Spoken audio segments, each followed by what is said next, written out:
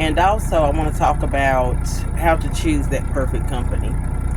So, what made me get into trucking was I was working a job, and my assistant was the owner's brother.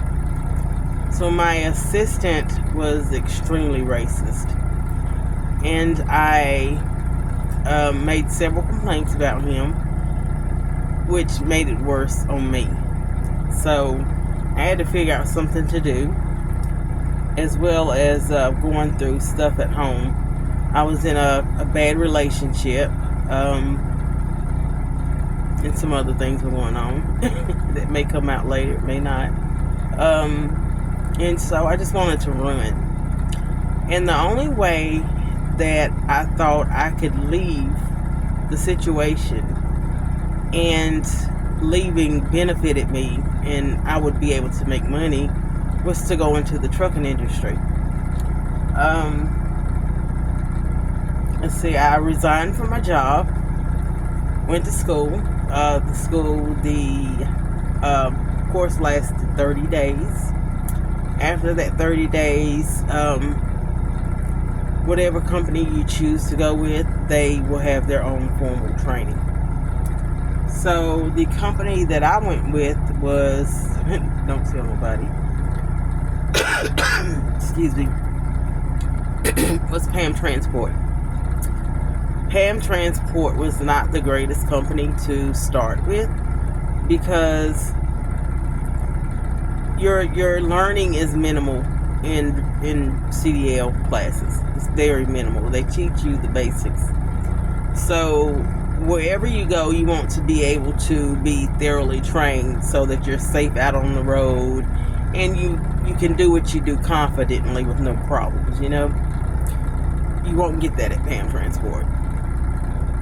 I think the best company that I've been with thus far, and a lot of people may say, oh no, not them, would be JB Hunt. JB Hunt was top tier. The pros and cons with going from mega to small carriers. Small carriers, of course, they're going to pay you more money. It's better money. But as far as safety and quality of the equipment, you want to go with a mega carrier. With JB Hunt, I never got into a nasty truck. Never. They clean their stuff. I mean, they really take care of their equipment. If you're down on the road, you don't call dispatch. Why would you call dispatch? You call straight to road rescue, which was really awesome. And they will pretty much give you an ETA on what type of time they're looking out to get out to you. You're not going to have too many truck problems with the mega carriers. The problems will come in with the trailers, like blowouts on the trailers and things of that nature. Another thing with the mega carriers, me personally, I think the benefits, that could be kind of subjective.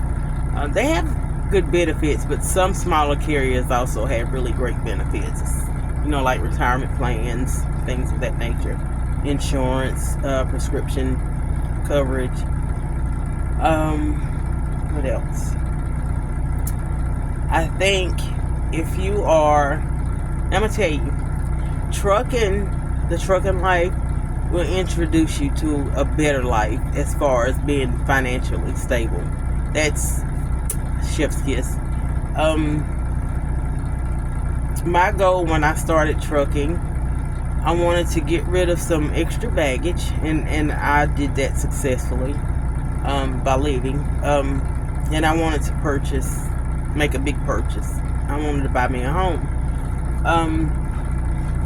My goal was 5 years, because I'm thinking it's going to take me 5 years to get the type of home that I wanted. However, in 3 years, I was able to meet my goal.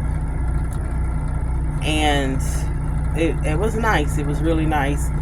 Now, the thing with trucking, when you first get into trucking, you're not going to make thousands a week just starting. You're not.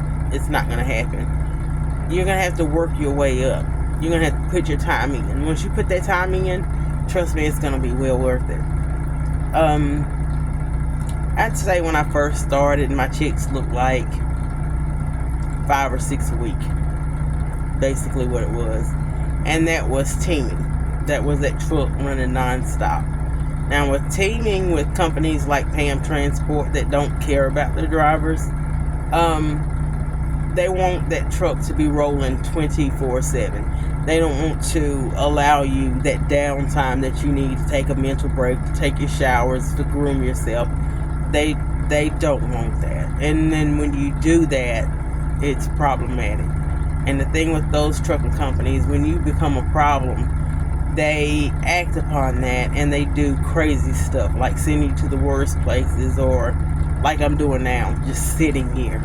And I've been sitting here. I was supposed to, my load supposedly delivered at 9 o'clock this morning, which was not possible because I came from North Carolina to Tennessee, Memphis, Tennessee. So I didn't have enough time to get to my destination, but working some things out, I was able to get there. I think I was like 34 minutes shy of reaching my destination before my drive time went out. So I did make it there, and I tried to deliver the load because it was like 1:30 in the morning when I made it there. They wouldn't take the load, and I later found out she should have taken the load because they were looking for that load. It didn't take the load, so I shut down and did my 10-hour break. So when I woke up and found out, we've been looking for this trailer and blah, blah, blah, blah, blah, they did a live unload, which was really weird because after they did the live unload, they asked me the dumbest shit. Excuse my language. They had me to drop the empty in the yard. I'm like, so I should have just dropped this trailer and left and waited for my next load. So anyway, back to what counts. So they unloaded me. I dropped my empty, and they informed me that I was going to be picking up another load from this same customer. However, this load is not supposed to pick up till tomorrow. But I went in and asked about the load to see if it was started on, if it was ready, if they could give me approximate ETA on the load. They told me they had all the stuff ready for the weekend. My load was the only load that was not ready. Mind you, let me back up. Now, initially they had my load on the yard, but another carrier, another broker came after my load. And that broker was smart because what my dispatch failed to think about was if I ran out of time, and chances were, it was high because I am in Tennessee, the load would have been late being delivered because of my timing. And it's no fault of mine. It's just running out of drive time. So, when I woke up, they told me another broker came and got my load. So I guess they saw that, this girl's sitting, she's on her 10. There's no way she's going to get this load back in time. And you have to take that 10-hour break. That's mandatory. So there went that. There went the load I should have gotten to get home today. Now, mind you, I only packed clothes for 2 days. So anyway, the new load, they took my number and everything. I headed to the truck stop, shut down, and they told me they would call me when the load is ready. Now, they close at 11, so they're closed now, and they're closed on Sundays. So that's gonna be, I'll be sitting here all day tomorrow, and probably won't be able to pick that load up until Monday. So right now I'm being detained. I'm getting detained pay, but that's really not enough to justify me being parked. You know what I mean? I call that parking lot pimping. I don't want to sit in a parking lot. And that's one thing that you want to consider going with the smaller carriers. The smaller carriers, like I said, they may give you more cents per mile. But you got to consider how much time you're sitting. for this small trip, it was, I don't know exactly how many miles I got paid for on this trip. I want to say 600 or 700 miles to come from North Carolina to Memphis. About 700 and something. It's not worth it. It's not worth it at all, and I'm very disappointed. So, getting back into trucking, because I did stop driving for a while. I got my CDLs in 2014. I know I'm all over the place, but it's going to make sense soon. So I started driving in 2014. I came off the road due to a torn rotator cuff in 2019.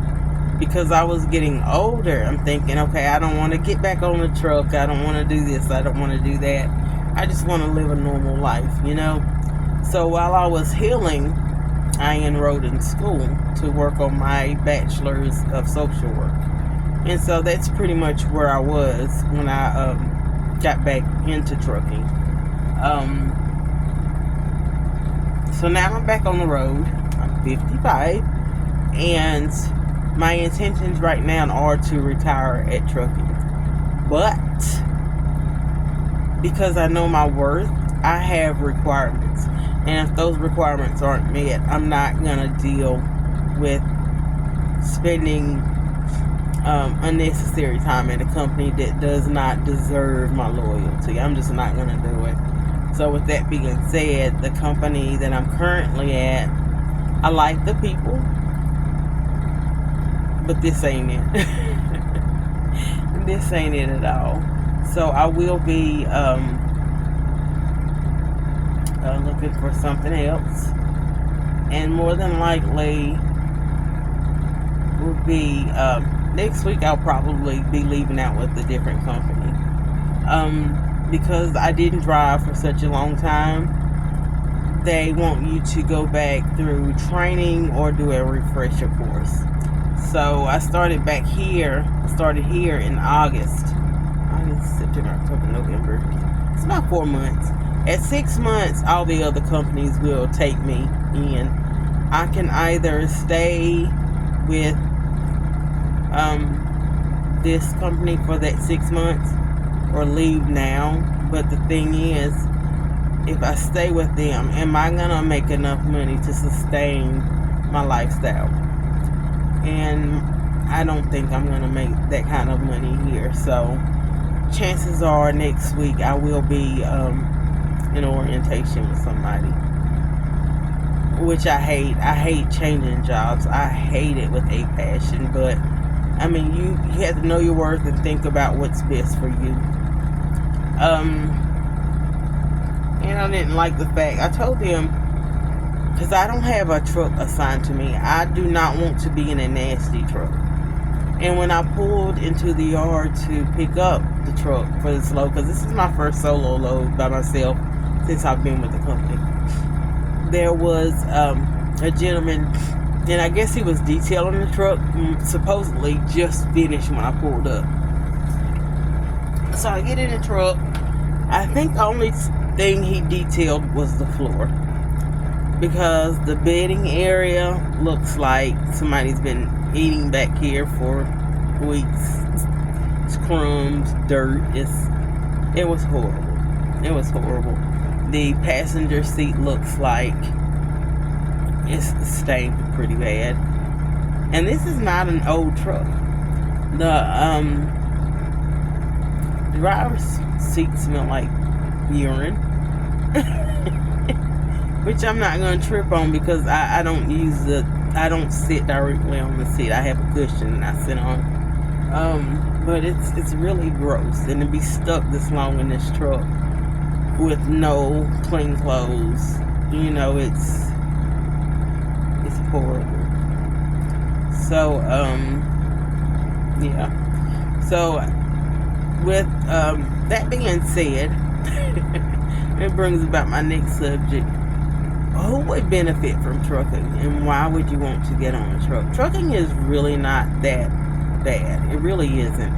It's a great way to make money. Like, I have 2 degrees, and I've never made the kind of money with those degrees that I make on this truck. on any truck. Even if I'm not running, I still make more than I would in the workplace. If you don't, even if you have children, I'm not gonna count those out, but it's better if you don't have small children that you have to take care of or pay to have somebody take care of them. If you don't have children, if you are in your 40s and you have huge goals like home ownership, traveling, paying for more schooling, this is a great way to get it done. You don't have to do it long term, but from experience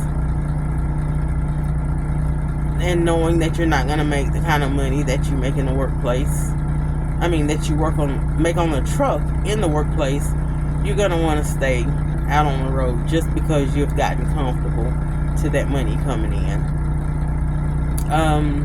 If you are the type of person that are considering your family and creating a legacy for your family, your children, your grandchildren, trucking would be a great way to do it. I have several goals myself currently that I want to do, and my biggest purchase I wanted to do in April, so y'all keep up with me on that one. That one's going to be a shocker when y'all see what I'm going to do. I could not make a goal that way or that huge in the regular workforce. I couldn't do it.